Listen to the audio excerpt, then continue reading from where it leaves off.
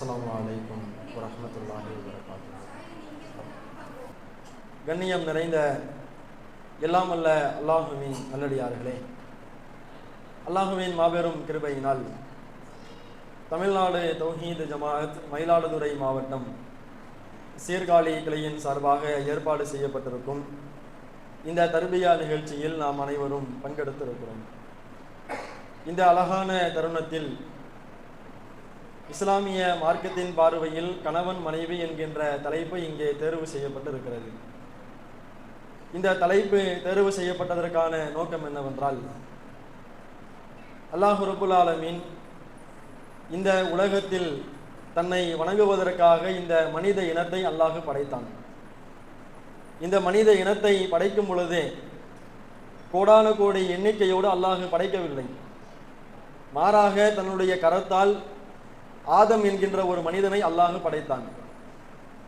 அவருடைய முதுகு தண்டிலிருந்து அவருடைய மனைவியை அல்லாஹ் படைத்தான். ஆரம்பத்தில் அல்லாஹ் படைத்தது ஒரு ஆணையும் ஒரு பெண்ணையும் தான். இரண்டு நபர்களையும் அல்லாஹ் இந்த உலகத்தில் படைத்து அவர்கள் மூலமாக இந்த மனித குலத்தை அல்லாஹ் பெருகச் செய்து அதன் மூலமாக தான் இந்த உலகம் படைக்கப்பட்டு பல்லாயிரம் ஆண்டு காலம் நாம் கடந்து வந்திருக்கிறோம். சிறிது சிறிதாக கொஞ்சம் கொஞ்சமாக இந்த மனித குலத்தினுடைய எண்ணிக்கை இன்றைக்கு கோடான கோடியாக இன்றைக்கு மாறி இருக்கிறது. இதனுடைய ஆரம்பம் என்னவென்றால், ஒரு ஆண் ஒரு பெண்ணிலிருந்து தான் அல்லாஹ் படைக்கிறான். இந்த அடிப்படையை அல்லாஹ் ரப்புல் ஆலமீன் ஒவ்வொரு தருணத்திலும் மனிதன் மறந்துவிடக்கூடாது என்பதற்காக வேண்டிதான் நபிகள் நாயகம் ஸல்லல்லாஹு அலைஹி வஸல்லம் அவர்கள் ஒவ்வொரு முறை உரை நிகழ்த்தும் பொழுதும், இந்த மார்க்கத்தை தன்னுடைய தோழர்களுக்கு அவர்கள் எடுத்துரைக்கும் பொழுதும் இந்த அடிப்படையை நினைவூட்டி கொண்டே இருந்தார்கள். இப்பொழுது இந்த பயான் நிகழ்ச்சி ஆரம்பிக்கும் பொழுது கூட நாம் ஓதிய குர்ஆன் வசனத்தை எடுத்து பாருங்கள். யா அய்யுஹன்னாஸ், உலக மாந்தர்களே, உலக மக்களே, இத்தகுல்லா, அல்லாஹுவை அஞ்சிக் கொள்ளுங்கள். அவன் எப்படிப்பட்டவன்? ஒரு ஆணிலிருந்து ஒரு பெண்ணிலிருந்து உங்களை படைத்தான். பஸ்ஸமினுஹுமா ரிஜாலன் கஸீரன் வ நிஸாஆ, அந்த இருவர் மூலமாக தான் அல்லாஹ் பல ஆண்களையும் பல பெண்களையும் இந்த உலகத்தில் அல்லாஹ் பரவ செய்திருக்கிறான். அப்ப அல்லாஹ் ஆரம்பத்தில் படைத்தது ஒரு ஆணையும் ஒரு பெண்ணையும் தான். அவர்கள் ஒரு குடும்பமாக கணவன் மனைவியாக ஒன்றிணைந்து அவர்கள் தன்னுடைய சந்ததிகளை பெற்றெடுத்து அவர்கள் முறையாக திருமணம் செய்து அவர்களுக்கு பிறந்த குழந்தைகளாக அந்த குழந்தைகள் வளர்ந்து ஒரு பருவத்தை அடைந்ததற்கு பின்பாக அவர்கள் திருமணம் செய்து அவர்கள் ஒரு சமுதாயமாக, இப்படிதான் அல்லாஹ் இந்த உலக மாந்தர்களை அல்லாஹ் படைத்திருக்கிறான். அப்ப இந்த உலகத்தில் இந்த மனித குலம் இவ்வளவு பெருகி இருக்கிறது என்றால் அதனுடைய மூலதனமே கணவன் மனைவி என்கின்ற அந்த உறவு தான். அந்த உறவு என்பது அவ்வளவு மேன்மையான ஒரு உறவு. அந்த கணவன் மனைவி என்கின்ற அந்த உறவு என்பது இறைவன் காட்டி தந்த அடிப்படையில் அமைந்து விட்டால், இறைவனின் தூதரவர்கள் காட்டி தந்த அடிப்படையில் அமைந்து விட்டால் ஒரு சிறந்த சமுதாயத்தை இந்த உலகத்தில் நம்மால் உருவாக்க முடியும். அதனாலே இந்த உலகத்தில் வாழக்கூடிய முஸ்லிம்களாகிய நாம் ஒரு தனி நபர்களாக இறைவனை வணங்குவதில் நாம் சிறந்தவர்களாக இருந்தாலும், அதிகமாக தொழக்கூடியவர்களாக இருந்தாலும், அதிகமான நோன்புகளை நோக்கக்கூடியவர்களாக நாம் இருந்தாலும், தனி மனிதர்களாக நாம் செய்யக்கூடிய அமல்கள் என்பது ஒரு பக்கம் இருந்தாலும் கூட இந்த உலகத்தில் ஒரு கூட்டமைப்போடு சேர்ந்து செய்யக்கூடிய அந்த அமல்களுக்கு அல்லாஹ் நிறைய முக்கியத்துவத்தை வழங்குகிறான். அதிலும் குறிப்பாக இந்த கணவன் மனைவி என்கின்ற இந்த உறவு இருக்குது பாருங்க, அவ்வளவு சிறப்பு மிக்க ஒரு உறவு. அதனால்தான் ஒருவர் திருமணம் முடிக்கப் போகின்றாரையானால் அந்த கணவனும் மனைவியும் நன்மையான காரியங்களில் ஒன்றிணைந்து விட்டால் இந்த உலகத்தில் பெரும் மாற்றத்தை உருவாக்கலாம் என்பதற்கு நிறைய சான்றுகள் இருக்கிறது. அதை அடிப்படையாக தான் வைத்து பாருங்கள். ஒருவர் திருமண வாழ்க்கையில் நுழைகிறார். அவர் மணமகனாக ஒரு ஆணாகவும் இருக்கலாம், அல்லது ஒரு மணமகளாக ஒரு பெண்ணாகவும் இருக்கலாம். அந்த திருமண தம்பதிகளுக்கு நாம் ஓதக்கூடிய துவாவை சற்று சிந்தித்து பாருங்கள். பாரக்கல்லாஹு லக வ பாரக அலைக், அல்லாஹ் உங்களுக்கு அகத்திலும் புறத்திலும் தன்னுடைய பரக்கத்தை வழங்குவானாக. அவர்களுக்கு வரக்கத்திற்காக வேண்டி நாம் துவா செய்துவிட்டு அந்த துவாவில் நாம் இறுதியாக என்ன பிரார்த்தனையை நாம் இறைவனிடத்தில் முன்வைக்கிறோம்? வ ஜமஅ பைனகுமா ஃபி கைர், அல்லாஹ் உங்கள் இருவரையும் கணவன் மனைவியாக நன்மையான காரியங்களில் ஒன்றிணைப்பானாக. ஏனென்றால் நன்மையான காரியங்களை செய்வதற்கு, சமுதாயத்தில் நன்மையை ஏவுவதற்கு, சமுதாயத்தில் நிலவுகின்ற தீமைகளை தடுப்பதற்கு கணவனும் மனைவியும் கைகோர்த்து ஒரே பாதையில் செல்வார்களேயானால் அதனுடைய அந்த விளைவு என்பது, அதனுடைய அந்த மாற்றம் என்பது மிகப்பெரியதாக இருக்கும். அதனால் இஸ்லாம் காட்டி தந்த அடிப்படையில் ஒரு கணவன் எப்படி இருக்க வேண்டும், ஒரு மனைவி எப்படி இருக்க வேண்டும், எப்படியெல்லாம் நன்மையான காரியங்களில் நம்மால் ஒன்றிணைய முடியும் என்பதை நாம் சிந்தித்து அந்த அடிப்படையில் இந்த சபையில் அமர்ந்திருக்கக்கூடிய யாராக இருந்தாலும் ஏற்கனவே நாம் திருமணம் செய்து கணவன் மனைவி என்கின்ற அந்தஸ்தில் நாம் இருக்கலாம், பிள்ளைகளுக்கு பெற்றோர்களாக நாம் இருக்கலாம். அதே போன்று இனி வரக்கூடிய காலங்களில், சமீப காலங்களில் திருமணம் முடித்து அந்த கணவன் மனைவி என்கின்ற அந்தஸ்தை அடைய போகக்கூடியவர்களாக இருக்கலாம். அல்லது நாம் சிறுமிகளாக இருந்து என்றைக்காவது ஒரு நாள் அல்லாஹ் நாடினால் அந்த திருமணம் என்பது கண்டிப்பாக நம்முடைய வாழ்க்கையில் நடைபெறும். அந்த கணவன் மனைவி என்கின்ற அந்தஸ்தை நாம் கண்டிப்பாக நாம் அடையதான் போகிறோம். ஏற்கனவே நாம் அடைந்திருந்தாலும் இனி வரக்கூடிய காலங்களில் நாம் அடையவிருந்தாலும் இஸ்லாம் காட்டித்தந்த அடிப்படையில் ஒரு கணவன் எப்படி இருக்க வேண்டும், ஒரு மனைவி எப்படி இருக்க வேண்டும், கணவனும் மனைவியும் எப்படி தங்களுக்கு மத்தியில் புரிதல்களை ஏற்படுத்திக் கொள்ள வேண்டும், ஒருவருக்கொருவர் எப்படி நன்மையை ஏவி கொள்ள வேண்டும், ஒருவர் தீமையில ஈடுபடக்கூடிய நேரத்தில் அந்த தீமையை எப்படி அவர் தடுக்க வேண்டும் என்பதையெல்லாம் நாம் சரியாக தெரிந்து கொண்டு ஒரு கட்டமைப்பை நாம் உருவாக்கி விட்டோமையானால் இந்த சமுதாயத்தில் மிகப்பெரிய மாற்றத்தை நம்மால் கொண்டு வர முடியும். அல்லாஹ் ரப்பல் ஆலமீன் திருமறை குர்ஆன்ல கணவன் மனைவிக்கு உதாரணமாக அல்லாஹ் ஆடையை கூறுகிறான். அல்லாஹ் குர்ஆனிலே சொல்கிறான், அந்த பெண்களை பற்றி அல்லாஹ் பேசும் பொழுது ஹுன்ன லிபாசுல் லக்கும், உங்களுடைய மனைவிமார்கள் உங்களுடைய ஆடைகள். அதே போன்று அல்லாஹ் சொல்கிறான் வ அன்தும் லிபாசுல் லஹுன்ன, கணவன்மார்களாகிய நீங்கள் உங்கள் மனைவிமார்களுக்கு ஆடை என்று அல்லாஹ் சொல்கிறான். எதற்காக அல்லாஹ் ஆடையை உதாரணம் கூற வேண்டும்? சற்று ஆழமாக சிந்தித்து பாருங்கள். அல்லாஹ் இந்த உலகத்தில் மனித சமுதாயத்தை, ஒவ்வொரு மனிதனையும் அல்லாஹ் அழகாக தான் படைத்திருக்கிறான். லக்கத் ஹலக்னல் இன்சான ஃபி அஹ்ஸனி தக்வீம், அல்லாஹ் மனிதர்களை மிக அழகான தோற்றத்தில் படைத்திருக்கிறான் என்று திருமறை குர்ஆனிலே அல்லாஹ் நமக்கு எடுத்துரைக்கிறான். அல்லாஹ் நம்மை அழகாக படைத்திருந்தாலும் கூட எல்லா நபர்களின் உடல்களிலும் ஏதோ ஒரு குறைபாடு இருக்கத்தான் செய்யும். உடல் ரீதியாக ஆடைகள் இல்லாமல் வெறுமனை உடலை மட்டுமே நாம் பார்வையிட்டோமையானால் நம்முடைய உடல்களில் கண்டிப்பாக ஒரு குறை இருக்கத்தான் செய்யும். எந்த விதமான குறையும் இல்லாமல் இந்த உலகத்தில் யாரும் கிடையாது. ஏதோ சிறு வயதில் நம்ம விளையாடி இருப்போம், விளையாடி இருக்கக்கூடிய நேரத்தில் எங்கேயாவது நாம் கீழே விழுந்திருப்போம், அந்த காயத்தினுடைய தழும்புகள் நம்முடைய உடலில் இருக்கலாம். அல்லது இயற்கையாக நாம் சமைத்து கொண்டிருக்கக்கூடிய நேரத்தில் ஏதேனும் ஒரு நெருப்பினுடைய அந்த ஜுவாலை நம்முடைய உடலில் ஏதோ ஒரு இடத்துல அறியாமையில கவனக்குறைவில் நம்ம இடத்திலே உடலில் ஏற்பட்டிருக்கலாம். அதிலே ஒரு குறைபாடு இருக்கத்தான் செய்யும். தோல் ரீதியான வியாதிகள் நம்முடைய உடலில் இருக்கத்தான் செய்யும். அப்படி இந்த உலகத்தில் யாராக இருந்தாலும் ஏதோ ஒரு விதத்தில் அவருடைய உடலில் கண்டிப்பாக இறைவன் ஒரு குறையை ஏற்படுத்தியிருப்பான். அப்படி குறையை ஏற்படுத்தியிருக்கக்கூடிய இறைவன் இந்த சமுதாயத்தில் நாம் வலம் வரும் பொழுது அந்த குறையை மறைக்கக்கூடியதாக, அந்த குறையை மறைத்து நமக்கு ஒரு கண்ணியத்தை வழங்கக்கூடியதாக, இந்த சமுதாயத்தில் ஒரு அந்தஸ்தை வழங்கக்கூடியதாக தான் நம்முடைய ஆடை இருக்கிறது.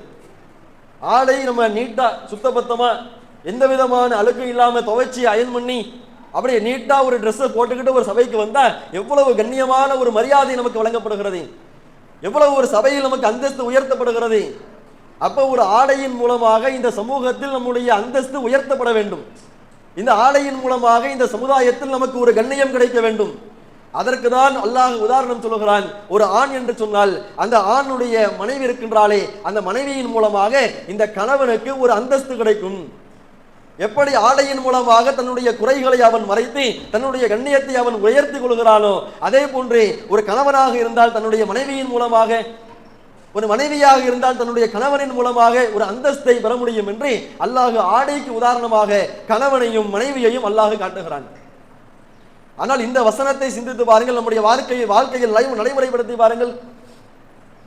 இன்றைக்கு வாழக்கூடிய நாம் என்னுடைய கணவனுக்கு எப்படி ஆடை ஒரு கண்ணியத்தை பெற்றுக் கொடுக்கிறதோ அதே போன்று நான் என்னுடைய கணவனுக்கு கண்ணியத்தை தான் பெற்றுக் கொடுக்கிறேன். ஒருபோதும் அவனுக்கு நான் இழுக்கை சம்பாதித்து கொடுக்கிறது கிடையாது, கண்ணிய குறைவை நான் பெற்றுக் கொடுத்தது கிடையாது என்று யாராவது ஒரு பெண்மணி சொல்ல முடியுமா? அதே போன்று ஆண்கள் இடத்தில் அதே கேள்வியை கேட்கலாம். என்னுடைய செயல்பாடுகள் மூலமாக என்னுடைய மனைவிக்கு நான் அந்தஸ்தை உயர்த்துகிறேனா, கண்ணியத்தை பெற்றுக் கொடுக்கிறேனா, அல்லது கண்ணிய குறைவை அவர்கள் பெற்றுக் கொடுக்கிறார்களா என்று பார்த்தால் இன்றைக்கு முஸ்லிம்களாக வாழக்கூடிய நாம், அதிலும் குறிப்பாக தௌஹீதை பின்பற்றக்கூடிய நாம், இன்றைக்கு ஒரு கணவன் ஒரு மனைவிக்கும் ஒரு மனைவி தன்னுடைய கணவனுக்கும் கண்ணியத்தை பெற்றுத்தர வேண்டிய ஒரு இடத்தில் இருந்து கொண்டு கண்ணிய குறைவை தான் நாம் பெற்றுக் கொண்டிருக்கிறோம். காரணம் என்ன தெரியுமா? ஒரு கணவன் மனைவியாக இருந்து நாம் செய்ய வேண்டிய கடமைகள் என்ன, எந்தெந்த நன்மையான காரியங்கள் எல்லாம் நாம் ஒன்றிணைய வேண்டும், நாம் கணவனுக்கு செய்ய வேண்டிய கடமை என்ன, கணவன் ஒரு மனைவிக்கு செய்ய வேண்டிய கடமைகள் என்ன, அல்லாஹ் நம்மிடத்தில் எதை எதிர்பார்க்கிறான் என்பதை எல்லாம் தெரியாமல் புரியாமல் இன்றைக்கு ஏதோ கண்மூடித்தனமாக கடிவாளம் கட்டப்பட்ட ஒரு குதிரையை போன்று நம்முடைய வாழ்க்கையை நாம் வாழ்ந்து கொண்டிருக்கிறோம். அல்லாஹ்வின் தூதரவர்கள் எப்படி இறை தூதராக இருந்தார்களோ அதே போன்று சில பெண்களுக்கு கணவனாகவும் இருந்திருக்கிறார்கள்.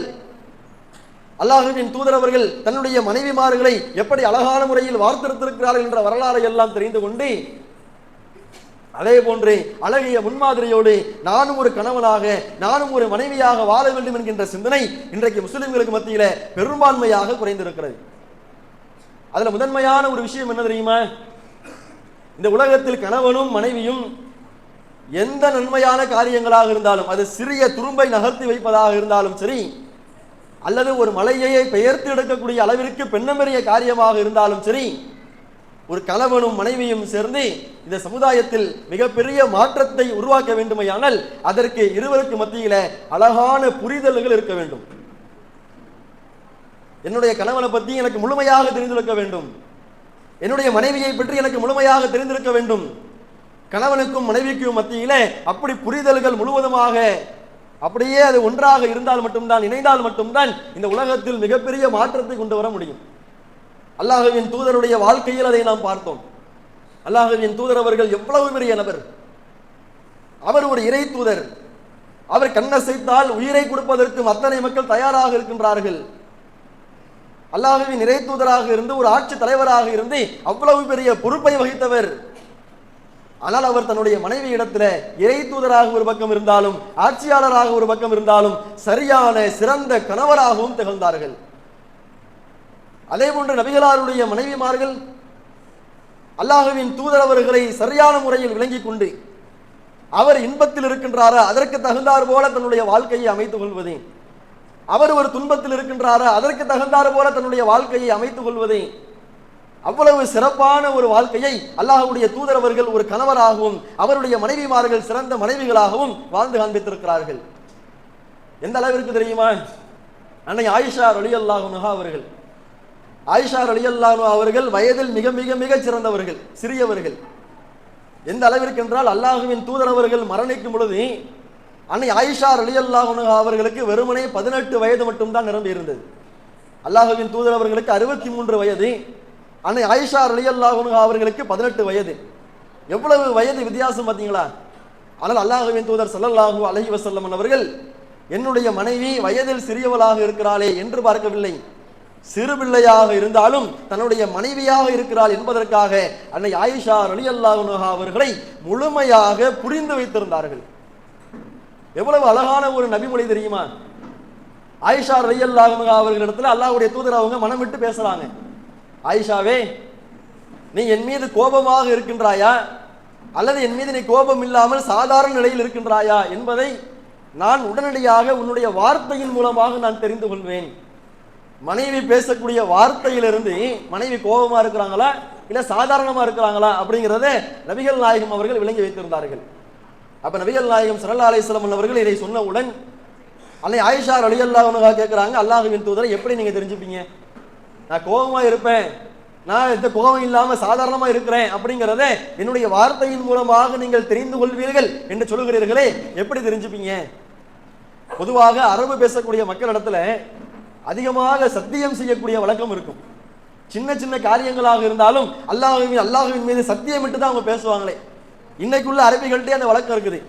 அந்த அடிப்படையில் அன்னை ஆயிஷா ரலியல்லாஹு அன்ஹா அவர்கள் சத்தியமிட்டு பேசக்கூடிய நேரத்தில் வ ரப்பி முஹம்மது, முஹம்மதனுடைய இறைவனாகிய அல்லாஹ்வின் மீது சத்தியமாக என்று என்னுடைய பெயரை பயன்படுத்தி நீ சத்தியம் செய்தால் என் மீது கோபம் இல்லாமல் நீ சாதாரண நிலையில் இருக்கிறாய் என்பதை நான் விளங்கிக் கொள்வேன்.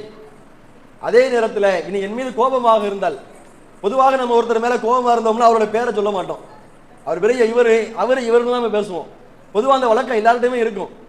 பொதுவாக கணவன் மனைவியை பாருங்க, அவங்க சண்டை போட்டுப்பாங்களா, சண்டை போட்டுக்கிற நேரத்தில் பிள்ளைகிட்ட போய் உங்க அம்மா இருக்கிறா பாரு அப்படிதான் சொல்லுவாங்க, என் மனைவின்னு சொல்ல மாட்டாங்க. அந்த மாதிரி அத்தா மேல அம்மா கோபமா இருந்தாங்கன்னு வைங்க, அத்தாக்காரர் இருக்கிறாரு பாரு அப்படின்னு தான் சொல்லுவாங்க. பொதுவா எல்லாத்தையுமே அந்த வழக்கம் இருக்கும். நம்ம யார் மீது கோபமாக இருக்கிறோமோ அவருடைய பெயரை நாம் அவ்வளவு சீக்கிரம் உச்சரிக்க மாட்டோம். கோபத்திலிருந்து வெளிவந்ததுக்கு அப்புறம் தான், அந்த சாதாரண சூழலை அடைஞ்சதுக்கு அப்புறம் தான் அந்த வழக்கம் நமக்கு வரும்.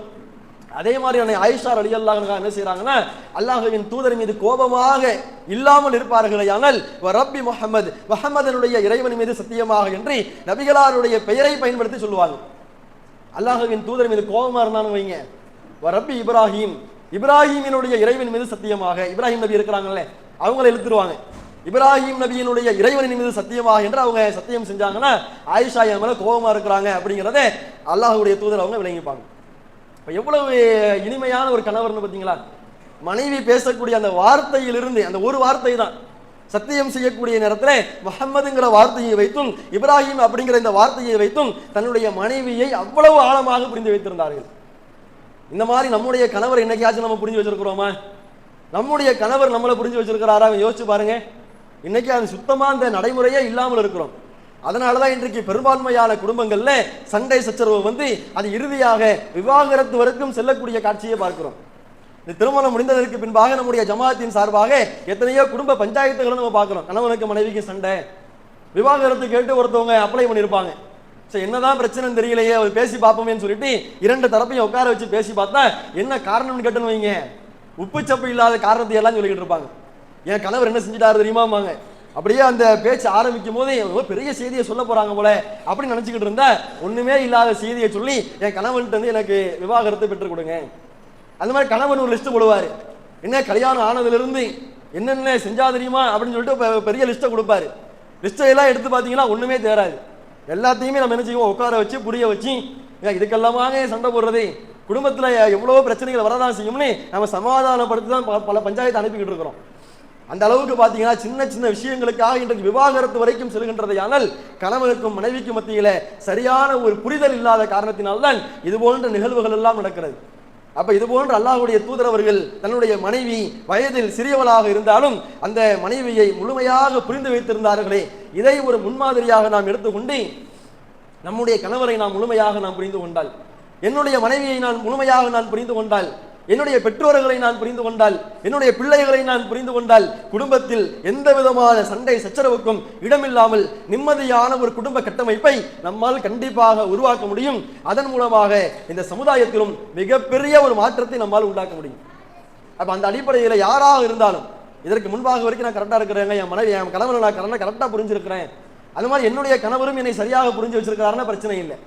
ஆனா அந்த ஒரு நல்ல பண்பு நம்மிடத்தில் இல்லாமல் இருக்குமையானால் அதை வளர்த்து கொள்வதற்கு நாம் முயற்சி செய்ய வேண்டும். அதே போன்று பார்த்தீர்களேயானால் இந்த உலகத்தில் வாழக்கூடிய நேரத்தில் கணவனை புரிந்து கொள்வது மிக மிக மிக அவசியம். அது ஏராளமான சான்றுகளில் நாம் பார்க்கிறோம். நபி இப்ராஹிம் அலைஹிஸ்ஸலாம் அவர்கள் அழகிய முன்மாதிரி இப்ராஹிம் அலைஹிஸ்ஸலாம் என்று இந்த 10 மாத கால பிரச்சாரத்தை கையில் எடுத்து செய்கிறோம்லே. இப்ராஹிம் நபி என்றால் ஹஜ்ஜு பெருநாள் வந்தா மட்டும்தான் நினைவுக்கு வராரு, குர்பானி கொடுக்கறப்ப மட்டும்தான் நினைவுக்கு வராங்க, ஹஜ் உம்ரா செய்ய போறப்ப மட்டும்தான் இப்ராஹிம் நபி நினைவுக்கு வராங்க. ஆனால் இப்ராஹிம் அலைஹிஸ்ஸலாம் அவர்கள் நம்முடைய வாழ்க்கையில ஒவ்வொரு தருணத்திலும் அழகிய முன்மாதிரியாக இருக்கிறார்கள். அதிலும் குறிப்பாக குடும்ப கட்டமைப்பை உருவாக்குவதிலே, தன்னுடைய மனைவியை புரிந்து கொள்வதிலே, மனைவி இடத்திலே தன்னை புரிந்து கொள்ளும்படியாக நடந்து கொள்ளக்கூடிய விஷயத்திலே அவ்வளவு சிறப்பு மிக்க முன்மாதிரியாக நபி இப்ராஹிம் அலைஹிஸ்ஸலாம் இருந்திருக்கிறாங்க. நமக்கு எல்லாருக்கும் தெரிஞ்ச ஒரு சம்பவம் தான். ஆனா அந்த சம்பவத்தை அப்படியே கொஞ்சம் ஆழமாக சிந்திச்சு பாருங்க.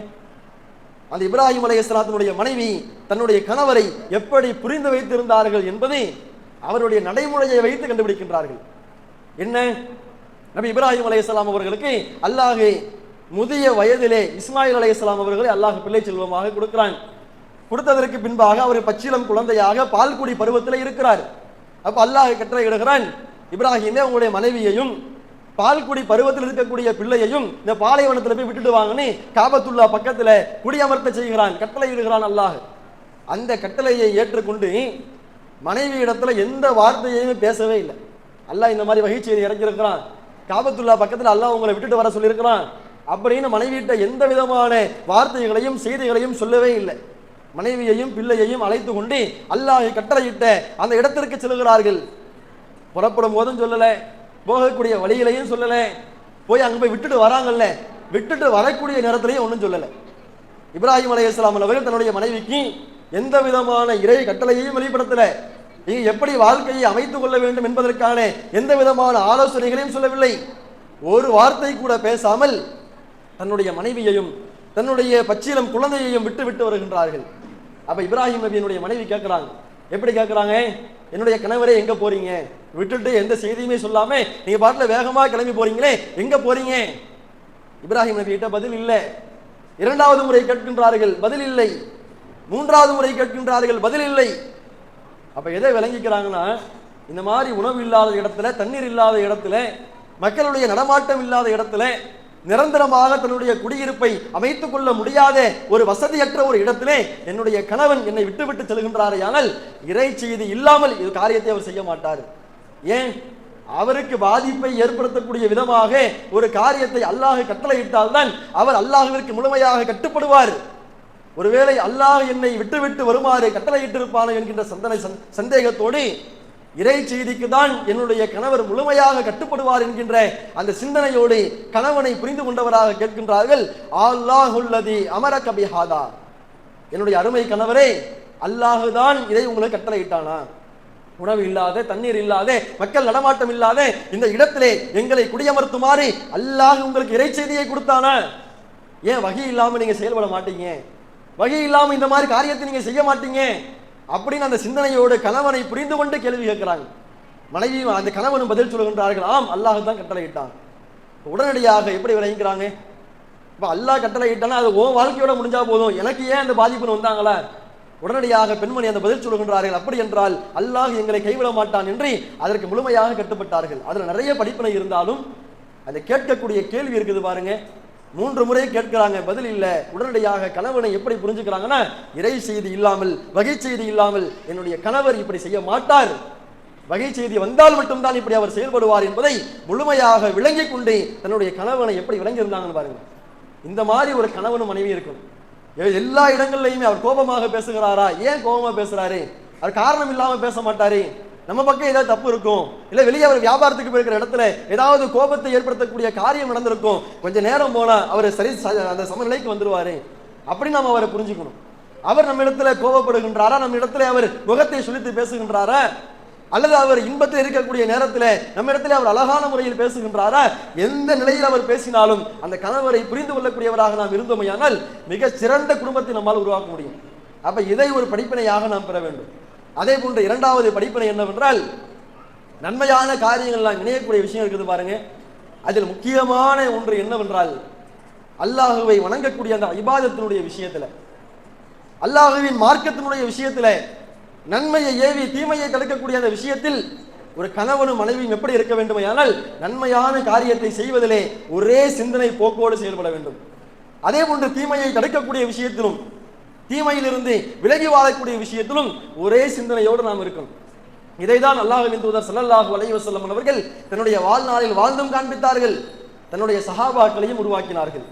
ஆனால் இன்றைக்கு பெரும்பான்மையான இடங்களில் பார்க்கிறோம், கணவன் சுதந்திரமாக ஒரு முடிவை எடுக்கக்கூடிய அதிகாரம் இன்றைக்கு அறவே ஆண்களுக்கு இல்லாமல் இருக்கிறது. பெரும்பான்மையான குடும்பங்களில் இன்றைக்கு பெண்களுடைய அந்த ஆட்சி நிலை இன்றைக்கு உயர்ந்திருக்கிறது.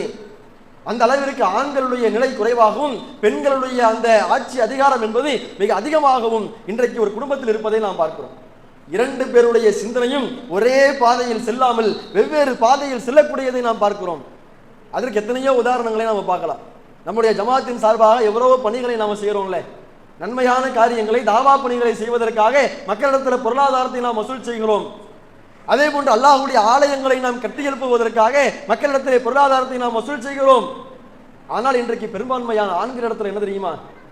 பாய், இந்த மாதிரி ஒரு நன்மையான காரியம், அவர் தான் பொருளாதாரத்தை ஈட்டுகிறார், அவர் சம்பாதிக்கக்கூடிய பொருளாதாரத்தை எப்படி செலவு செய்ய வேண்டும் என்று முடிவெடுக்கக்கூடிய அதிகாரம் கூட இன்றைக்கு ஆண்களுக்கு முழுமையாக வழங்கப்படவில்லை. அதிலும் குறிப்பாக நாம் சொல்வதாக இருந்தால், ஆண்கள் தர்மம் செய்வதற்கு விரும்பினாலும் கூட தன்னுடைய வீட்டில் உள்ள மனைவி கோபித்துக் கொள்வாளோ என்பதற்காக வேண்டிய பெரும்பான்மையான இடங்கள்ல நன்மையான காரியங்களை செய்வதற்கு தயங்கக்கூடியவர்களாக இன்றைக்கு ஆண்கள் இருக்கிறாங்க. எத்தனை இடங்கள்ல பார்க்கிறோம் தெரியுமா? ஒரு இடத்துல எல்லா ஊர்களிலுமே இந்த வழக்கம் இருக்கிறது. யாராவது ஒரு வியாபாரம் செய்யக்கூடிய அல்ல பொருளாதாரத்தை ஈட்டக்கூடிய குடும்பத்தினுடைய தலைவனாக இருக்கக்கூடிய அந்த ஆணிடத்துல சென்று பொருளாதாரத்தை நாம் தர்மமாக நன்கொடையாக நாம் கேட்டால், பாய் நீங்க சொல்றதெல்லாம் ரைட்டு தான், இருந்தாலும் வீட்டில் ஒரு வார்த்தை கேட்டுக்கிறேனே, பார்க்கிறோமா இல்லையா? எத்தனை ஆண்களிடத்துல அவர்கள் கொடுப்பதற்கு தயாராக இருக்கின்றார்கள். ஆனால் வீட்டில் ஒரு வார்த்தை கேட்டுக்கிட்டு நான் எவ்வளவு கொடுக்கலான்னு சொல்றேன் பாய். ஏன் நம்ம அதிகமாக கொடுத்துட்டா மனைவி திட்டுவா, நம்ம அதிகமாக கொடுத்துட்டா ஏங்க நம்ம வீட்டுக்கே அவ்வளவு செலவு இருக்குது, இந்த நேரத்தில் இவ்வளவு கொடுக்கணுமா அப்படின்னு அவர் கோபித்துக் கொண்டு சண்டையிடக்கூடிய காட்சி பல இடங்கள்ல பார்க்கிறோம். ஒரு நன்மையான காரியத்துல கூட கணவன் சம்பாதித்து நன்மையான காரியத்துக்கு கொடுத்திருக்கிறாரு, பள்ளிக்கு தானே கொடுத்திருக்கிறாரு, அந்த நன்மையை அவர் மறுமையில் அடைந்து கொள்வாரே. அதற்கு நாம் ஒத்துழைத்தால் அதனுடைய நன்மையை நாம் கண்டிப்பாக மறுமையில் நாம் அடைந்து கொள்வோமே. நாம் சம்பாதித்த அந்த பொருளாதாரத்தை அல்லாஹ்வுடைய பாதையில் நாம் செலவு செய்தால் அல்லாஹ் இதைவிட நம்முடைய வருமானத்தை அதிகப்படுத்துவானே என்கின்ற சிந்தனை இல்லாமல் இன்றைக்கு பெண்கள் தன்னுடைய ஆதிக்கத்தினால் நன்மையான காரியங்கள்ல கூட இன்றைக்கு பெரும்பான்மையான ஆண்கள் சுதந்திரமாக செயல்பட முடியாத நிலை இன்றைக்கு தமிழகத்தில் பெரும்பான்மையான இடங்கள்ல இருக்கு. ஆனா அல்லாஹ்வின் தூதருடைய காலகட்டத்தில் எப்படி தெரியுமா, இன்னைக்கு நாம சாதாரணமா 100 ரூபாய் 200 ரூபாய் 500 ரூபாய் தர்மம் செய்வதற்கு இவ்வளவு யோசிக்கிறோமே. நான் 500 ரூபாய் கொடுத்துட்டேன், 1000 ரூபாய் கொடுத்துட்டேன், என் வீட்டில் சண்டை வரும் இன்னைக்கு ஆண்கள் பயப்படுகின்றார்களே. நபிகளாருடைய காலத்தில் எப்படிப்பட்ட ஒரு நிகழ்வு தெரியுமா, அபூதஹதா என்கின்ற ஒரு நபி தோழர் முஸ்னத் அஹ்மதிலே இது பதிவு செய்யப்படுகிறது. எப்படிப்பட்ட ஒரு கணவன் மனைவின்னு பாருங்க. நன்மையான காரியங்களை எப்படி இரண்டு நபர்களுடைய சிந்தனையும் ஒரே பாதையில் செல்லுகிறது என்பதை பாருங்கள். அபூதஹதா ரலியல்லாஹு அன்ஹு அவர்கள் அல்லாஹ்வின் தூதருடைய ஒரு சபையில் இருக்கிறாங்க. அல்லாஹ்வுடைய தூதர் அவங்க ஒரு ஆட்சியாளர் தானே, அவங்க ஆட்சிக்குன்னு ஒரு சபை இருக்கும்ல, அந்த மன்னருடைய சபை இருக்கும் பாருங்க. அந்த சபையில அபூதஹதா என்று சொல்லக்கூடிய ஒரு நபி தோழர் இருக்கிறார். அப்ப அல்லாஹ்வுடைய தூதர்கிட்ட ஒரு மனிதர் ஒரு வழக்கை கொண்டு வருகிறார். என்ன வழக்கை கொண்டு வருகிறார் தெரியுமா, என்னிடத்திலே ஒரு தோட்டம் இருக்கிறது, அந்த தோட்டத்திற்கு நான் வேலி அமைக்க விரும்புகிறேன். பொதுவாக நமக்கு ஒரு இடம் இருந்துச்சுன்னா அந்த இடத்தை பாதுகாக்கிறதுக்காக, எல்லை தாண்டி போயிடக்கூடாதுங்கிறதுக்காக, பிறர் நம்முடைய எல்லைக்கு வந்து விடக்கூடாது என்பதற்காக நம்ம வேலி அமைப்போம்ல. அந்த மாதிரி ஒருத்தர் என்ன செய்யறாருன்னா அல்லாஹ்வுடைய தூதர்கிட்ட வராரு. அல்லாஹ்வுடைய தூதரே, எனக்கு ஒரு தோட்டம் இருக்கிறது, அந்த தோட்டத்திற்கு நான் வேலி அமைக்க ஆசைப்படுகிறேன். எல்லா பக்கத்திலும் நான் வேலி அமைச்சிருவேன், ஆனா எனக்கு பக்கத்துல ஒரு தோட்டம் இருக்கிறது, அந்த தோட்டத்தில் உள்ள ஒரு மரம் நான் வேலி அமைப்பதற்கு அது தடையாக இருக்கிறது. ஏன்னா மரம்னா எல்லா மரமே நேரா வளராதுல, கொஞ்சம் வளைஞ்சு நெளிஞ்சுதான் வளரும். அப்படி அந்த மரம் கொஞ்சம் வளைஞ்சு நெளிஞ்சு இருக்கும் போல, அதனால என்னால வேலி அமைக்க முடியல. எனவே என்னுடைய பக்கத்து தோட்டக்காரர் இருக்கிறார், அந்த மரத்துக்கு சொந்தக்காரர் இருக்கிறார்ல, அவரை அழைத்து அந்த மரத்தை எனக்கு தானமாக, எனக்கு ஹதியாவாக, அன்பளிப்பாக கொடுக்க சொல்லுங்க. அப்படி அந்த ஒரு மரத்தை மட்டும் எனக்கு கொடுத்துட்டாருன்னா என் தோட்டத்துக்கு நான் வேலி போடும் போது அந்த மரத்துக்கும் நான் சேர்த்து வேலி அமைச்சுப்பேனே அப்படின்னு அவர் அல்லாஹ்வின் தூதர்கிட்ட வந்து கோரிக்கையை முன் வைக்கிறார். அப்ப அல்லாஹ்வுடைய தூதர் அவங்க என்ன செய்யறாங்கன்னா, அந்த மரத்திற்கு சொந்தக்காரர் இருக்கிறார்கள், வழக்கை கொண்டு வந்தார்ல, அவருடைய பக்கத்து தோட்டக்காரர் அவரை சபைக்கு அழைக்கிறாங்க. அவங்கள சபைக்கு அழைச்சி அவங்கள்ட்ட சொல்றாங்க, இது போன்ற இந்த நபர் வேலி அமைப்பதற்கு திட்டமிட்டு இருக்கிறார், அந்த திட்டமிடுதலை செயல்படுத்துவதற்கு உன்னுடைய தோட்டத்தில் உள்ள ஒரு மரம் தடையாக இருக்கிறது, எனவே அந்த மரத்தை நீ அவருக்கு வழங்கிவிடு. அப்படி நீ வழங்கிவிட்டால் இந்த ஒரு மரத்திற்கு பகரமாக அல்லாஹ் சொர்க்கத்தில் உனக்கு ஒரு மரத்தை கொடுப்பான் அப்படின்னு அல்லாஹ்வுடைய தூதர் அவங்க நற்செய்தி சொல்றாங்க. அவர் என்ன செய்யறாரு, இந்த ஒரு மரத்தை கொடுத்தா சொர்க்கத்துல எனக்கு மரம் கிடைக்குமா அப்படிங்கிற விஷயத்துல நம்பிக்கை இழந்தவராக, எனக்கு சொர்க்கத்துலலாம் மரம் வேணாம், எனக்கு இந்த மரம் தான் வேணும்னு கிளம்பி போயிட்டார். ஏன்னா அவருக்கு சொந்தமான மரம் தானே, அதை விற்பனை செய்வதும் அதை கொடுப்பதும் கொடுக்காமல் இருப்பதும் அது அவருடைய விருப்பம். அவர் கோரிக்கை வச்சாரு, அல்லாஹ்வுடைய தூதர் அவங்க சிபாரிசு செய்யறாங்க, அவர் அந்த சிபாரிசை ஏற்றுக்கொள்ள மறுக்கிறார். மறுத்து விட்டு அந்த சபையை விட்டு புறப்பட்டும் சென்று விடுகிறார். இந்த சம்பவத்தை எல்லாம் அபூதஹதா அவர்கள் 3ஆம் மனிதராக நின்று பார்த்து கொண்டிருக்கிறார். இந்த வழக்கு அல்லாஹ்வுடைய தூதரை கொண்டு வந்தாங்கல்ல, அதை பெற்றுக்கொண்டு அந்த தோட்டக்காரருக்கு ஆலோசனை வழங்குவது, அவருக்கு சிபாரிசு செய்வதையெல்லாம் 3ஆவது மனிதராக நின்று பார்த்து கொண்டே இருக்கிறார். அவர் சொர்க்கத்தில் எனக்கு மரம் வேணாம், இந்த மரம் தான் வேணும்னு கிளம்பி போயிட்டார்ல. அபூதஹதா அவர்கள் என்ன செய்கின்றார்கள், ஆனால் அந்த மறுத்து விட்டு சென்ற அந்த மனிதரை பின்தொடர்ந்தே செல்கின்றார்கள். சென்று விட்டு அவரிடத்துல ஒரு வியாபாரம் பேசுறாங்க. என்ன வியாபாரம் பேசுறாங்கன்னா, எப்ப இந்த ஒரு மரத்தை கொடுத்துட்டா சொர்க்கத்துல உனக்கு ஒரு மரம் இருக்கும்னு அல்லாஹ்வுடைய தூதர் அவங்க நற்செய்தி சொன்னார்கள், ஆனால் உனக்கு சொர்க்கத்தில் மரம் வேண்டாம், இந்த மரம் தான் வேண்டும் என்று சொல்லிவிட்டு நீ புறப்பட்டு விட்டாய், அது உன்னுடைய விருப்பம், ஆனால் நான் உன்னிடத்தில் வியாபாரம் பேசுகிறேன், நீ எனக்கு இந்த ஒரு மரத்தை கொடு, நீ உன்னுடைய ஒரு மரத்தை கொடு, அதற்கு பகரமாக எனக்கென்று ஒரு தோட்டம் இருக்கிறது. அபூதஹதா சொல்கின்றார், எனக்கென்று ஒரு தோட்டம் இருக்கிறது, அந்த தோட்டத்துல தான் அபூதஹதா அவர்கள் தங்கியிருக்கக்கூடிய வீடும் இருக்கிறது, அந்த தோட்டத்தின் மூலமாக தான் அபூதஹதா அவர்கள் வருமானத்தையும் ஈட்டுகிறார், அந்த தோட்டத்தின் மூலமாக தான் எல்லா நன்மை தீமைகளையும் அவர் செய்து கொள்கிறார். அப்படிப்பட்ட ஒரு தோட்டம், ஒரு மரத்திற்கு பகரமாக தன்னுடைய வீடு இருக்கக்கூடிய, தன்னுடைய வருமானம் இருக்கக்கூடிய, தன்னுடைய நன்மைகள் அமைந்திருக்கக்கூடிய அந்த தோட்டத்தை விலை பேசுகிறார். அப்ப அந்த மரத்திற்கு சொந்தக்காரர் இருக்கிறார்ல, எனக்கு சொர்க்கத்துல மரம் வேண்டாம்னு சொன்னவரே ஒரு தோப்பிற்கு விலை பேசியவுடன், தோப்புனா நூற்றுக்கணக்கான மரம் இருக்கும். அப்ப ஒரு மரத்தின் மூலமாக வரக்கூடிய அந்த காய் கனிகளை விட ஒரு தோட்டத்திலிருந்து கிடைக்கக்கூடிய காய்கனி என்பது உலகத்தில் அதிகமான லாபத்தை பெற்று தரும். இதை தெரிந்து கொண்ட அந்த நபர் என்ன செய்யறாருன்னா அந்த ஒப்பந்தத்தை ஏற்றுக்கொள்கிறார். நான் ஒரு மரத்தை ஒன்றை கொடுத்துறேன், உன்னுடைய தோட்டத்தை என்கிட்ட கொடுத்துருன்னு அங்க வியாபாரம் முடிக்கப்படுகிறது. அபூதஹதா என்ன செய்யறாங்க, தன்னுடைய வீடு எதில் இருக்கிறதோ, தன்னுடைய வருமானம் எதில் இருக்கிறதோ, தன்னுடைய அனைத்து நன்மைகளும் எதில் இருக்கிறதோ அந்த தோட்டத்தை கொடுத்து விட்டு இந்த மரத்தை வாங்கிவிட்டு அல்லாஹ்வின் தூதருடைய சபைக்கு வருகிறார். அப்ப அல்லாஹ்வுடைய தூதர்கிட்ட கேட்கிறாங்க, அல்லாஹ்வின் தூதர் அவர்களே, அந்த மரத்தை கொடுப்பதற்கு அந்த மனிதர் மறுத்து விட்டு சென்றாரே, அவரிடத்துல என்னுடைய தோட்டத்தை கொடுத்து விட்டு அதற்கு பகரமாக ஒரு மரத்தை நான் வாங்கிவிட்டு வந்து விட்டேன். இந்த மரத்தை அது வேலி அமைக்கின்றாரே அவருக்கும் நான் தர்மம் செய்வதற்கு தயாராக இருக்கிறேன். ஆனால் ஒரே ஒரு நிபந்தனை என்ன தெரியுமா, இந்த மரத்தை கொடுத்தால் உனக்கு சொர்க்கத்தில் மரம் இருக்கிறது என்று அந்த மனிதருக்கு நற்செய்தி சொன்னீர்களே, அதே போன்று எனக்கும் நீங்கள் நற்செய்தி சொல்லுங்கள். அப்படி நற்செய்தி சொன்னால் தோட்டத்தை கொடுத்து விட்டு இந்த மரத்தை நான் வாங்கிவிட்டு வந்தேனே, இந்த மரத்தையும் நான் தர்மம் செய்வதற்கு தயாராக இருக்கிறேன்னு அல்லாஹ்வுடைய தூதர்கிட்ட வந்து முன்வைக்கிறாங்க. அப்ப அல்லாஹ்வுடைய தூதர் சொல்கின்றார்கள், அபூதஹதாவிற்கு மறுமையில் சொர்க்கத்தில் எத்தனை தோட்டங்கள் இருக்கிறது தெரியுமா? ஒரு மரம் உங்களுக்கு இல்லப்பா சொர்க்கத்துல, தோட்டத்தை கொடுத்துட்டு அந்த மரத்தை வாங்கிட்டு வந்தீங்கல்ல, உங்களுக்கு அல்லாஹ் நிறைய தோட்டங்களை சொர்க்கத்தில் வைத்திருக்கிறார் என்று அல்லாஹ்வுடைய தூதர் அவங்க நற்செய்தி சொன்னவுடன் அந்த மரத்தையும் தர்மம் செய்கிறார். அப்ப ஒரு ஆண் தன்னுடைய வீட்டில் எந்த விதமான ஆலோசனையும் செய்யல, தன்னுடைய வருமானம் அந்த தோட்டத்தில் தான் இருக்குது, தன்னுடைய வீடு அந்த தோட்டத்தில் தான் இருக்குது, எல்லா நன்மைகளும் அந்த தோட்டத்தில் தான் இருக்கிறது. அந்த தோட்டத்தை வெற்றி ஒரு மரத்தை வாங்கிவிட்டு வருகிறார். அந்த மரத்தையும் சொர்க்கத்தினுடைய நற்செய்திக்காக, இறைவனுடைய திருமுகத்திற்காக தர்மம் செய்து விட்டு வருகிறார். தர்மம் செய்து விட்டு நன்மையான காரியத்துக்கு முந்திக்கிட்டாங்க. இதெல்லாம் ஒரு பக்கம் இருந்தாலும் இதுக்கு அப்பதான் சம்பவமே என்னன்னா, அந்த கணவர் தன்னுடைய வீட்டிற்கு வருகிறார். வீட்டுக்கு வந்து, யா உம்மதஹதாவே ஓ ஹுரூஜி மினல் ஹாயித்தி, இந்த தோட்டத்திலிருந்து நீ வெளியேறு. என் வீடு தோட்டத்துல தான் இருக்குது, அங்கதான் அவங்க தங்கி இருக்கிறாங்க, இந்த தோட்டத்திலிருந்து நீ வெளியே வா. வெளியே வர சொல்லி விட்டு நடந்த சம்பவத்தை எல்லாம் சொல்றாங்க. இப்படி சொன்னா நம்முடைய வீட்டு என்ன நடக்கும்? நம்முடைய கணவர் வீட்டுக்கு வராரு, பள்ளிவாசலுக்கு போயிருந்தேன், இந்த மாதிரி ஆம்புலன்ஸ் சேவைக்கு பணம் கேட்கறாங்க, பள்ளிவாசல் கட்டுறதுக்கு பணம் கேட்டாங்க, ஒருத்தருக்கு தர்மம் செய்ய சொன்னாங்க, என்னுடைய எல்லா சொத்து பத்தியும் எழுதிட்டு வந்துட்டேன், என்னுடைய எல்லா சொத்தையும் கொடுக்குறேன்னு வாக்குறுதி கொடுத்துட்டு வந்துட்டு வீட்டுக்கு வந்தாருன்னா அடுத்த நாளே விவாகரத்து தான். ஏன் சொத்து பத்தி இல்லாம நாங்க என்ன பண்றது, வீடு இல்லாம நாங்க நடுரோட்லயா நிக்கிறதுன்னு நம்ம வாய்க்கிலேயே வசனம் பேச ஆரம்பிச்சிருவோம். ஆனால் அது அபூதஹதாவினுடைய மனைவி உம்முதஹதா ரலியல்லாஹு அன்ஹா அவர்கள் தன்னுடைய மனைவி இடத்துல, தன்னுடைய கணவன் இடத்துல என்ன வார்த்தையை சொன்னார்கள் தெரியுமா? என்ன வார்த்தையை சொன்னார்கள் தெரியுமா? ஒரு மரத்திற்கு பகரமாக தோட்டத்தை கொடுத்து விட்டு வந்திருக்கிறார். அந்த வாங்கிய மரத்தையும் சொர்க்கத்தினுடைய நற்செய்திற்காக தர்மம் செய்து விட்டு வந்திருக்கிறார். கையில ஒரு நயா பைசா இல்லை. தங்கியிருந்த வீட்டை விட்டும் தோட்டத்தை விட்டும் மனைவியை வெளியே வர சொல்கிறார்.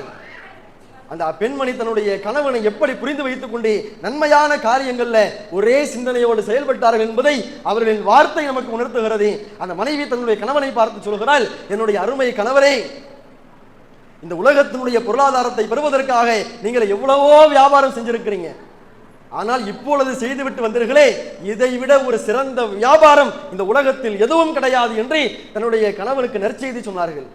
அவங்க பயப்படல, தோட்டத்தை நான் கொடுத்து விட்டால் என் மனைவி திட்டுவாளோ, வாங்கிய மரத்தையும் நான் தர்மம் செய்து விட்டால் என் மனைவி என்னை விவாகரத்து செய்து விடுவாளோ, என்னுடைய மனைவி என்னை கோபித்துக் கொள்வாளா என்று துளியளவு கூட அச்சம் வரவில்லை. நன்மையான காரியத்திற்காக, சொர்க்கத்திற்காக அவ்வளவு நன்மைகளை செய்துவிட்டு வீட்டிற்கு வருகின்றார்கள். கையில நயா பைசா இல்லை, ஆனா மனைவி ஒரு வார்த்தை கூட கோபமாக பேசவில்லை. கணவன் எந்த சிந்தனையில் இந்த நன்மையான காரியத்தை செய்தாரோ அதே நன்மையான சிந்தனையில் அந்த மனைவியும் தன்னுடைய வார்த்தையை வெளிப்படுத்துகிறாள். என்னுடைய அருமையான கணவரே, உங்களுடைய வியாபாரத்தில் இதைவிட சிறந்த வியாபாரம் வேறு எதுவும் கிடையாது. எப்படிப்பட்ட மனைவியின் பாருங்க. இந்த மாதிரி மனைவியெல்லாம் இன்றைய காலகட்டத்தில் பார்க்க முடியுமா அப்படிங்கிறது இல்லை. இந்த மாதிரி ஒருத்தவங்க இருப்பாங்களான்னு நினைச்சு கூட பார்க்க முடியாது. அந்த அளவிற்கு இன்றைக்கு நாம் என்ன செய்யறோம்? கணவன் ஒரு சிந்தனையில ஓடிட்டு இருக்கிறாரு, மனைவி ஒரு சிந்தனையில ஓடிட்டு இருக்கிறாங்க. மறுமையில் நன்மையை சேகரிப்பதற்காக, சொர்க்கத்திலே ஒன்றாக பிரவேசிப்பதற்காக நன்மையான காரியங்கள்ல கணவன் மனைவியினுடைய உள்ளம் என்பது ஒரே சிந்தனையில் வரவில்லை. அதேதான் இன்றைக்கு பெரும்பான்மையான குடும்பங்களில் நாம் பார்க்கிறோம். ஆனால் அதுபோன்று இல்லாமல் கணவன் எந்த நன்மையான சிந்தனையில் செயல்படுகின்றாரோ அதே சிந்தனையில் செயல்படக்கூடிய ஒரு மனைவியாக நாம் உருவாகிவிட்டோமையானால் நம்முடைய குடும்பத்தில் மிகப்பெரிய ஒரு மன நிம்மதியும் மிகப்பெரிய ஒரு சந்தோஷமும் நம்முடைய வாழ்க்கையில் கிடைக்கும். அது மட்டும் இல்லாமல் நன்மையான காரியங்களில் ஒருவருக்கு ஒருவர் நாம் உதவி கொண்டோமையானால் அல்லாஹ்வினுடைய அருள் நமக்கு கிடைப்பதாக நபிகள் நாயகம் சொல்கிறார்கள். நன்மையான காரியங்களில் உதவி கொள்ளக்கூடிய விஷயத்திலே என்னுடைய குடும்பத்தார் ஒரு தீமையை செய்கின்றாரையானால் அந்த தீமையை தடுக்கக்கூடிய விஷயத்தில் நாம் உறுதியாக இருந்தால் அது அல்லாஹ்வுடைய பரக்கத்து கிடைப்பதாக, அல்லாஹ்வுடைய ரஹமத்து கிடைப்பதாக நபி மொழிகள் நமக்கு நற்செய்தி சொல்கின்றன. சுனன் அபூதாவூத், திர்மிதி போன்கின்ற நூற்களில் பார்க்கிறோம்.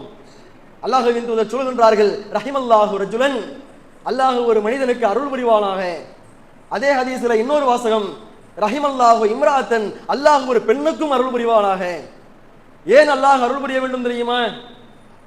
ஏன் அல்லாஹ்வுடைய அருளுக்கு அவர்கள் சொந்தக்காரர்களாக மாறுகிறார்கள் தெரியுமா? அதற்குரிய காரணத்தை நபிகள் நாயகம் சொல்கின்றார்கள். இரண்டு நபர்களுக்கும் ஒரே காரணத்தை சொல்கின்றார்கள். ஏனென்றால் காமமினல்லை, அந்த ஆண் இரவு நேரத்தில் எழுந்து சல்லா, அவன் தொழுகிறான். இரவு நேரத்தில் எல்லாரும் உறங்கி கொண்டிருக்கக்கூடிய நேரத்தில், தஹஜ்ஜுடைய நேரத்தில் எழுந்து அவர் தன்னுடைய இறைவனை வணங்குகிறார். எனவே அவர் அல்லாஹ்வினுடைய அருளை பெற்றுக் கொள்கிறார். அதனால் மட்டுமல்ல, அடுத்ததாக நபிகள் நாயகம் சொல்கின்றார்கள், அவர் தன்னுடைய மனைவியை தொழுகைக்காக எழுப்பி விடுகிறார். ஒருவேளை இவையின் அபத், அவனுடைய மனைவி தொழுகைக்காக எழுவதற்கு மறுப்பாளையானால், கணவன் எழுப்பிவிடக்கூடிய நேரத்தில் தொழுகைக்காக எழுவதற்கு அந்த மனைவி மறுப்பாளையானால் அந்த மனைவியினுடைய முகத்தில் தண்ணீரை தெளித்து அவன் எழுப்பி விடுகின்றான். இறைவனை வணங்குவதற்காக ஒரு கணவன் தன்னுடைய மனைவிக்கு உதவி புரிகிறான். அதே போன்று அல்லாஹ்வுடைய தூதர் அவர்கள் அந்த பெண்ணை பற்றி பேசும் பொழுதும் அதே தான் சொன்னார்கள். இரவு நேரத்திலே அவர் எழுந்து இறைவனை தொழுகிறார். ஃபஜருடைய நேரம் வந்துவிட்டால் தன்னுடைய கணவனை அவர் எழுப்பி விடுகிறார். அந்த கணவன் எழுந்திருக்க மறுத்தால் முகத்தில் தண்ணீரை தெளித்தாவது தன்னுடைய கணவனை எழுப்பி விடுகிறாள். அதனால்தான் அந்த ஆணுக்கும் அந்த பெண்ணுக்கும் அல்லாஹ் அருள் புரிவானாக என்று நபிகள் நாயகம் பிரார்த்தனை செய்தார்கள். இந்த ஒரு நபிமொழி நம்முடைய வாழ்க்கையில எவ்வளவு இருக்குது. முதல்ல நாம எழுந்திருக்கிறோமாங்கிறதே சந்தேகம் தான் அப்படிங்கிறீங்களா? நம்மளே எழுந்திருக்கிறது இல்லை, அப்புறம் எங்க கணவனை எழுப்பி விடுறது? முதல்ல என் கணவனை எழுந்திருக்கிறது இல்லை, அப்புறம் எங்க அவங்க என்ன எழுப்பி விடுறது நாம கேட்டுக்கிட்டு இருக்கிறோம். ஆனால் அல்லாஹ்வின் தூதர் ஸல்லல்லாஹு அலைஹி வஸல்லம் சொன்னார்கள், ஒவ்வொரு நன்மையான காரியத்திலும் இதே போன்று நாம் உதவி கொண்டால், ஒரு தர்மம் செய்யக்கூடிய விஷயத்தில், அல்லாஹ்வை தொழக்கூடிய விஷயத்தில், அல்லாஹ்வினுடைய குர்ஆனை ஓதக்கூடிய விஷயத்தில், அல்லாஹ்வின் தூதர் காட்டி தந்த துஆக்களை மனப்பாடம் செய்யக்கூடிய விஷயத்தில், ஒரு நன்மையை ஏவி தீமையை தடுக்கக்கூடிய தாவா பணியினுடைய விஷயத்தில் ஒவ்வொரு நபரும் அப்படி இருக்கிறோமா? குடும்பத்துக்குள்ள பாருங்க, நம்ம நன்மையை நம்ம சேகரிச்சுக்கிறோம்லங்க. நம்முடைய குடும்பத்தார்கள் மூலமாக நான் எவ்வளவு நன்மையை நான் சேகரித்துக் கொண்டேன் என்று எத்தனை நபர்களால் நாம சொல்ல முடியும்? சலாம் சொல்லுவது முஸ்லிம்களுக்கு மத்தியில் ரத்து சலாம். ஒரு முஸ்லிம் இன்னொரு முஸ்லிமுக்கு செய்ய வேண்டிய கடமைகளில் முதன்மையான கடமை ரத்து சலாம், சலாத்திற்கு பதில் உரைப்பது. ஆனா கணவன் மனைவிக்கு எத்தனை பேர் சலாம் சொல்றாங்க? மனைவி எத்தனை பேர் நம்ம கணவனுக்கு நாம சலாம் சொல்லி இருக்கிறோம்? நம்முடைய கணவன்மார்கள் வெளிநாட்டில் இருப்பார்களே, ஆனால் அவங்க நம்மள்கிட்ட பேசுறதுக்காக போன் அடிக்கிறாங்களா? எத்தனை பேர் சலாம் சொல்லி நாம நம்முடைய பேச்சை உரையாடலை ஆரம்பிக்கிறோம்? அப்படியே நாம் சலாம் சொல்லி நம்முடைய உரையாடலை ஆரம்பித்தாலும் கூட நம்முடைய உரையாடலை எல்லாம் எடுத்து பாருங்க. கம்பெனிக்கு போனீங்களா? வேலை பார்த்தீங்களா? வேலை நல்லபடியா முடிஞ்சா? எந்த விதமான தொந்தரவும் இல்லையே? உடம்புல நல்லா இருக்குதா? சாப்பிட்டீங்களா? என்ன சாப்பிட்டீங்க? ஏது சாப்பிட்டீங்க? இவங்கள பார்த்தீங்களா? அவங்கள பார்த்தீங்களா? இப்படியெல்லாம் நம்ம பேசுவோம். என்னைக்காவது நம்முடைய கணவரிடம் வெளிநாட்டில் இருந்து நம்முடைய கணவரிடத்தில் நாம் போன் பேசக்கூடிய நேரத்தில் இன்றைக்கு ஃபஜர் தொழுதீங்களான்னு கேட்டிருப்போமா? இன்னைக்கு லுகர் தொழுதீங்களான்னு கேட்டிருப்போமா? நீங்கள் வெளிநாட்டிலே இருக்கின்றீர்களே, அல்லாஹ் உங்களுக்கு ஜம்மு கஸ்ர் என்கின்ற சலுகையை வழங்கியிருக்கிறானே, லுகரையும் அசரையும் நீங்கள் சேர்த்து தொழ வேண்டியதானே, உங்களுக்கு தான் சலுகை இருக்குதேனே, அந்த ஆலோசனையை நாம கொடுத்திருப்போமா? நன்மையான காரியங்கள் எத்தனை பேர் நாம பகிர்ந்துக்கிறோம்? அந்த மாதிரி கணவர் வெளிநாட்டில இருந்து மனைவிக்கு போன் அடிப்பாரு. போன் அடிச்சு எல்லாத்தையும் விசாரிப்பார். என்ன சாப்பாடு செஞ்சோமா? புள்ள ஸ்கூலுக்கு போனானா? என்ன ஸ்கூல்ல சொல்லி கொடுத்தாங்க? ஹோம்ஒர்க் எழுதுனானா? கரெக்டா எல்லாத்தையும் படிக்கிறானா? டியூஷன் போறானா? எல்லாத்தையும் விசாரிப்பார். ஆனா புள்ள தொழுதானான்னு கேட்டிருப்பாரா? தன்னுடைய மனைவி இடத்துல நீ தொழுதியாமான்னு கேட்டிருப்பாரா? எந்த விதமான மார்க்க ரீதியான உரையாடல்களை இன்றைக்கு கணவனுக்கு மத்திய மனைவிக்கு மத்தியில இல்லாமல் இருப்பதை நாம் பார்க்கிறோம். அதே போன்று ஒவ்வொரு விஷயத்திலையும் பாருங்க, என்னுடைய பிள்ளை சாலிகான பிள்ளையா உருவாகணும், என் பிள்ளை பிறருக்கு முன்மாதிரியாக உருவாகணும்னு வாய்க்கிலேயே எல்லாரும் டைலாக் பேசுவோம். ஆனா என்னுடைய பிள்ளை சாலிகான பிள்ளையாக உருவாக வேண்டுமையானால் அவன் என்னை பார்த்து வளருகிறான். பள்ளியில இருக்கக்கூடிய ஆசிரியர்கள் அவனுக்கு இரண்டாம் பட்சம் தான். கல்லூரிகளில் அவனுக்கு பாடம் நடத்தக்கூடிய ஆசிரியர்கள் அவனுக்கு இரண்டாம் பட்சம் தான். பள்ளிகளை நடைபெறக்கூடிய மதரசாக்களில் இருக்கக்கூடிய உஸ்தாதுமார்கள் எல்லாம் அவர்களுக்கு இரண்டாம் பட்சம் தான். அவர்களுக்கு முதல் ஆசிரியராக இருந்து இந்த உலக ரீதியான வாழ்க்கையையும் அதே போன்று மார்க்க ரீதியான அந்த வாழ்க்கையையும், அப்ப நம்முடைய பிள்ளைகளுக்கு நாம தான் முதல் ஆசிரியராக நாம் இருக்கிறோம். அப்ப நாம இந்த மாதிரி பேச்சு வழக்குகளை நாம ஆரம்பித்து கொண்டால்தான் நம்மை பார்த்து வளரக்கூடிய பிள்ளைகள் அவங்களும் சாலிகான பிள்ளையா வளருவாங்க. அவர்கள் நாளைக்கு ஒரு கணவன் மனைவியாக, அவர்கள் நாளைக்கு ஒரு தாய் தந்தையாக உருவாகக்கூடிய நேரத்தில் நாம எப்படி செயல்பட்டோமோ அதை பார்த்துதான் அவங்க செயல்படுவார்கள். அப்ப அந்த அடிப்படையில் எதுவாக இருந்தாலும் ஒரு குர்ஆனை ஓதுகிறோமா, பிள்ளைகள் இருக்கக்கூடிய நேரத்தில் பிள்ளைகளை பக்கத்தில் உட்கார வச்சுக்கிட்டு ஒரு நாளைக்கு ஒரு 10 நிமிடம் குர்ஆனை ஓதி பாருங்க. இந்த வழக்கத்தை தினந்தோறும் கொண்டு வந்து பாருங்க. நீங்களே ஒரு நாள் மறந்து விட்டாலும் கூட உங்களுடைய பிள்ளை உங்களுக்கு ஏமா இன்னைக்கு குர்ஆன் ஓதவே இல்லையே, நம்ம ஏன் குர்ஆன் ஓதுவோம் வாங்கன்னு உங்களை கூப்பிடும். அந்த மாதிரி ஒவ்வொரு விஷயத்திலையுமே, சாப்பிட போறீங்களா, சாப்பிடுவதற்கு முன்பாக ஓதக்கூடிய துவா, சாப்பிட்டு முடித்ததற்கு பின்பாக ஓதக்கூடிய துவா, அதே போன்ற கழிவறைக்கு செல்லக்கூடிய நேரத்தில் ஓதக்கூடிய துவா, கழிவறையை விட்டு வெளியே வரக்கூடிய துவா, இப்படி ஒவ்வொரு விஷயத்திலையுமே நீங்கள் நடைமுறைப்படுத்தக்கூடிய ஒவ்வொரு நன்மையான காரியங்களையும் நீங்கள் ஒருவருக்கொருவர் நீங்கள் வெளிப்படுத்தி நீங்கள் செய்து கொள்வீர்களே, ஆனால் அதை பார்த்து உங்களுடைய பிள்ளைகள் உங்களை போன்றே வளர்வார்கள். அதெல்லாம் இல்லாம என் கணவன்கிட்ட நான் பேசும்போது உலக ரீதியாக தான் பேசிப்போம், மார்க்க ரீதியாக நாங்கள் பேசவே மாட்டோம் அப்படிங்கிற ஒரு பழக்க வழக்கம் இடத்தில் வந்து விட்டது என்றால் நம்முடைய பிள்ளைகளும் அப்படிதான் வளருவாங்க. அப்ப அந்த அடிப்படையில் அதையெல்லாம் நாம் உணர்ந்து கொண்டு சரியான முறையில் அல்லாஹ் ரப்புல் ஆலமீன் எப்படிப்பட்ட ஒரு கணவனுக்கும் மனைவிக்கும் அருள் புரிகிறான் என்று சொன்னால், நன்மையில் நான் மட்டும் இருக்க வேண்டும் என்று ஆசைப்படாமல் இவரும் நன்மையை செய்து கொண்டு ஒரு கணவனாக இருந்தால் ஒரு மனைவியை தொழுகைக்கு எழுப்பிவிடக்கூடிய கணவனுக்கு தான் அல்லாஹ் அருள் புரிகிறான். அதே போன்று ஒரு மனைவி நான் மட்டும் தொழுகிறேன், நான் மட்டும் நோன்பு நோக்கிறேன், நான் மட்டும் குர்ஆன் ஓதுகிறேன் என்று இருந்து விடாமல் தன்னுடைய கணவனையும் நன்மையான காரியங்களுக்காக ஒரு தூண்டுதலாக ஒரு உந்துதலாக இருக்கின்றாலே அந்த மனைவிக்கு தான் அல்லாஹ் அருள் புரிகிறான் என்று நபிகள் நாயகம் ஸல்லல்லாஹு அலைஹி வஸல்லம் அவர்கள் நமக்கு எடுத்துரைக்கின்றார்கள். அந்த அடிப்படையில் நம்முடைய உலகத்தில் நாம் எதை செய்வதாக இருந்தாலும் கணவன் மனைவி என்பவர்கள் நன்மையான காரியத்தில் ஒன்றிணைந்து விட்டால் அவர்கள் தன்னுடைய குடும்பத்தையும் ஒரு சீரான குடும்பமாக உருவாக்க முடியும். அதன் மூலமாக சமுதாயத்திற்கு ஒரு சிறந்த முன்மாதிரியாக இருந்து ஒரு சிறந்த சமுதாயத்தையும் உருவாக்க முடியும் என்பதை உள்ளத்தில் நாம் ஆழமாக பதிய வைப்போம். இது இல்லாமல் எத்தனையோ முன்மாதிரிகள் இந்த குறுகிய நேரத்தில் நாம ஒரு சில செய்திகளை தான் நம்ம பார்த்திருக்கிறோம். அதே போன்று கணவன் ஒரு இடத்துல என்ன செய்ய வேண்டும் என்று தெரியாமல் இருக்கின்றாரா, அவருக்கு மனைவிக்கு ஆலோசனை கொடுக்கலாம். அதே போன்று மனைவி ஒரு இடத்துல திக்கட்டு நிற்கின்றாளா, அவளுக்கு ஒரு கணவன் ஆலோசனை கொடுக்க வேண்டும். நன்மையாக இருந்தாலும் எதுவாக இருந்தாலும் சரி ஆலோசனைகளை பரிமாறிக்கொண்டு இப்படி தன்னுடைய குடும்பத்தை நாம் நடத்தினோமையானால் அதுவும் நமக்கு மிகப்பெரிய நன்மையை பெறும். இது போன்ற நிறைய விஷயங்கள் நாம் சொல்லலாம். அந்த அடிப்படையில் இஸ்லாமிய அடிப்படையில் நாம் குர்ஆனை முழுமையாக நாம் படிக்க வேண்டும். நம்ம தாய்மொழியில் குர்ஆன் வந்துருச்சு, முழுமையாக அதை படித்து நீங்கள் விளங்குங்கள். நபிகளாருடைய நன்னடத்தைகள், நபிகளாருடைய நற்பண்புகள் எல்லா நபிமொழிகளுமே நமக்கு இன்று எழுத்துப்பூர்வமாக பேச்சு வடிவிலே நமக்கு வழங்கப்பட்டு கொண்டிருக்கிறது. அதையெல்லாம் முழுமையாக படித்து கேட்டு எந்த அளவிற்கு நாம் நற்பண்புகளை வளர்த்து கொள்ள முடியுமோ, ஒரு கணவனாக இருந்து ஒரு மனைவியாக இருந்து ஒரு நல்ல குடும்பத்தை என்னால் கட்டமைக்க முடியுமோ, அதன் மூலமாக ஒரு சமுதாயத்தை கட்டமைக்க முடியுமோ அந்த அளவிற்கு நாம் முடிந்த அளவிற்கு நாம் முயற்சி செய்வோம். அல்லாஹ் ரப்புல் ஆலமீன் நம்முடைய முயற்சிக்கு மிகப்பெரிய ஒரு கூலியை கொடுத்து நம்முடைய குடும்பத்தையும் அந்த குடும்பத்தை ஒரு முன்மாதிரியாக வைத்து நல்ல ஒரு சமுதாயத்தையும் அல்லாஹ் ரப்புல் ஆலமீன் உருவாக்குவானாக என்ற பிரார்த்தனையோடு இந்த உரையை நிறைவு செய்து கொள்கிறேன். வாஹிரு தாவானா அனில் அல்ஹம்துலில்லாஹி ரப்பில் ஆலமீன். அஸ்ஸலாமு அலைக்கும் வரஹ்மத்துல்லாஹி வபரகாத்துஹு.